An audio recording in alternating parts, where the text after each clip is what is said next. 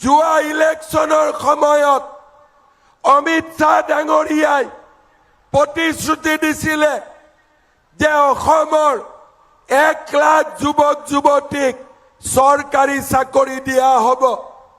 আজি আপোনালোকৰ সন্মুখত আমি পুনৰ প্ৰতিশ্ৰুতি দিছো অহাবাৰ বিজেপি চৰকাৰ আহিব আৰু 2 লাখ যুৱক যুৱতীক আমি চৰকাৰী চাকৰি দিম। 2 লাখ ল'ৰা ছোৱালীক আমি আৰু চৰকাৰী চাকৰি দিম। এই বছৰ আমাৰ 1 লাখ ল'ৰা ছোৱালীক আমি ব্যৱসায় কৰিবৰ কাৰণে 2 লাখকৈ টকা দিছো।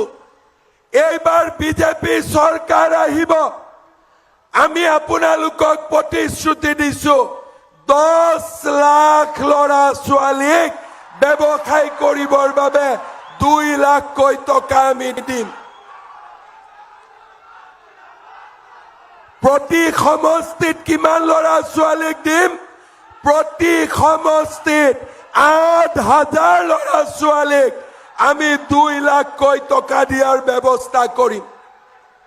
আজি মই আপোনালোকক প্ৰতিশ্ৰুতি দিছো অহা 5 বছৰ বিজেপি চৰকাৰ আহিব, কোনো ল'ৰা ছোৱালীৰ পঢ়াৰ বাবে দেউতাক মাকে টকা খৰচ কৰিব নালাগে, মামাই তাৰ দায়িত্ব ল'ব, তাৰ দায়িত্ব মামাই ল'ব। আপুনি বিচৰা বাতৰি পাব কেৱল নিউজ 18 এপত। নিউজ 18 এপ ডাউনলোড কৰিবলৈ স্কেন কৰক এই QR কোড। গুগল প্লে ষ্টৰতো পাব এই নিউজ 18 এপ।